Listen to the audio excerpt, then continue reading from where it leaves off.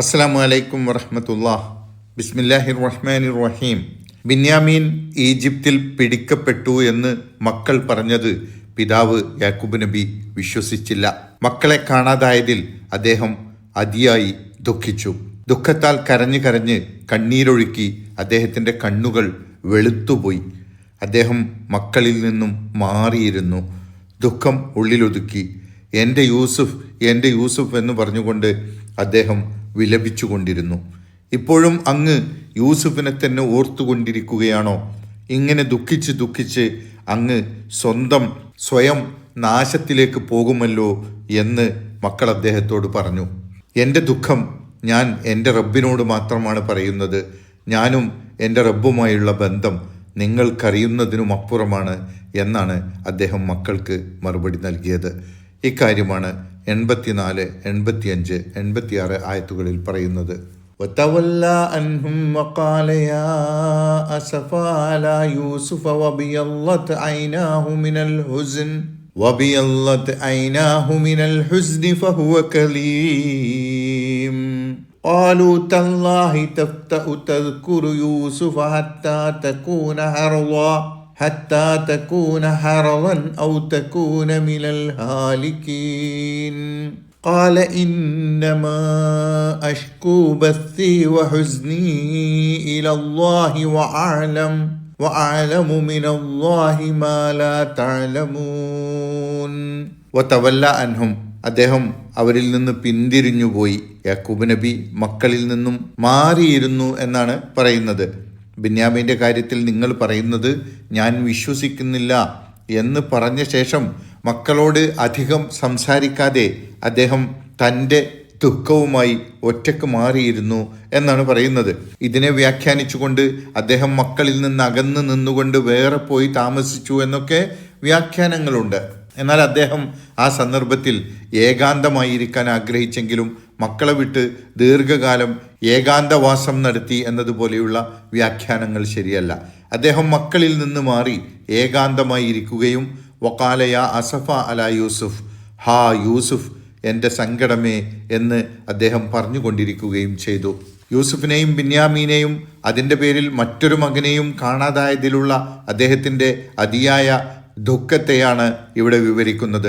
യൂസുഫിനെ അദ്ദേഹം അത്രയധികം സ്നേഹിച്ചിരുന്നുവെന്നത് ശരിയാണ്.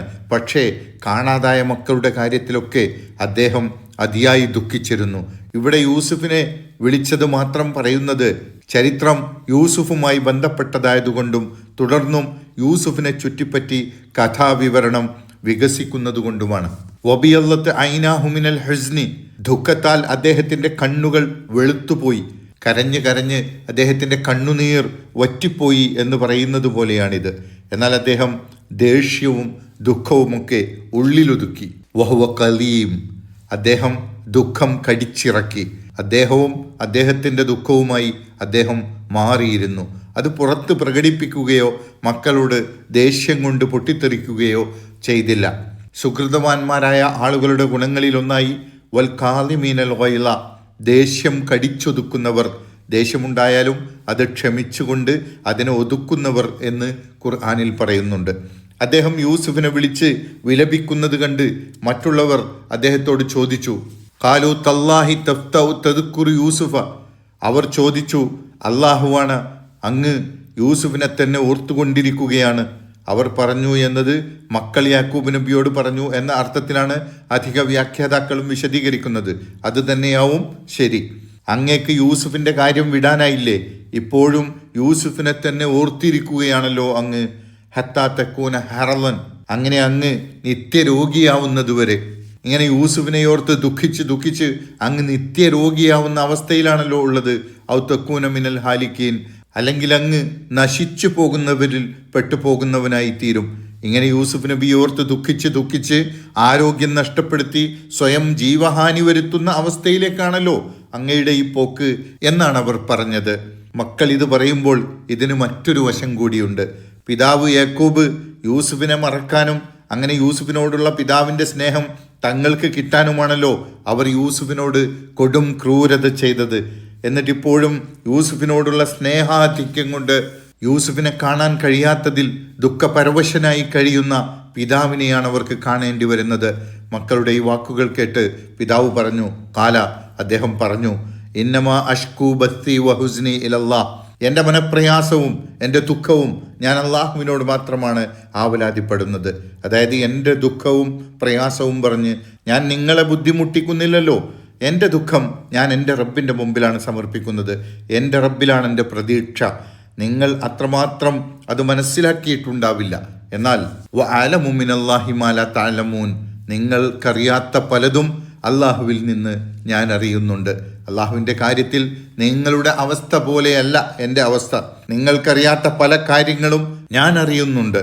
യാക്കൂബ് നബി കരയുകയും ദുഃഖിക്കുകയും ചെയ്തത് ഒരു പ്രവാചകനെ നിരക്കാത്ത വിധം അക്ഷമനായിക്കൊണ്ടായിരുന്നുവെന്ന് കരുതുന്നവർക്കുള്ള മറുപടി കൂടി ഇത് ഉൾക്കൊള്ളുന്നുണ്ട്. ഒരു സത്യവിശ്വാസി ദുഃഖം പൂർണ്ണമായി അള്ളാഹുവിൽ അർപ്പിക്കുകയും മറ്റാരെയും അതിൻ്റെ പേരിൽ ബുദ്ധിമുട്ടിക്കാതിരിക്കുകയും ചെയ്യുന്നത് അത് അള്ളാഹുവിനോടുള്ള അയാളുടെ അടുപ്പത്തിൻ്റെയും വിശ്വാസത്തിൻ്റെയും അടയാളമാണ്. അദ്ദേഹം ദുഃഖത്തിൽ അതിരുവിട്ട് പ്രവർത്തിച്ചിട്ടില്ല. അദ്ദേഹം അലമുറയിട്ട് കരഞ്ഞിട്ടില്ല. ആരെയും ആക്ഷേപിക്കുകയോ ആരോടെങ്കിലും ദേഷ്യപ്പെടുകയോ ചെയ്തിട്ടില്ല. ദുഃഖം കടിച്ചമർത്തി അള്ളാഹുവിൽ പ്രതീക്ഷയർപ്പിച്ച് പ്രാർത്ഥിക്കുകയാണ് അദ്ദേഹം ചെയ്തത്. അള്ളാഹു സുബ്ഹാനഹു വ തആല അള്ളാഹു ഇഷ്ടപ്പെടുന്ന സുഹൃതവാന്മാരുടെ കൂട്ടത്തിൽ ഉൾപ്പെടുത്തി നമ്മെ അനുഗ്രഹിക്കുമാറാകട്ടെ. അസ്സലാമു അലൈക്കും വറഹ്മത്തുള്ളാഹി വബറകാതുഹു.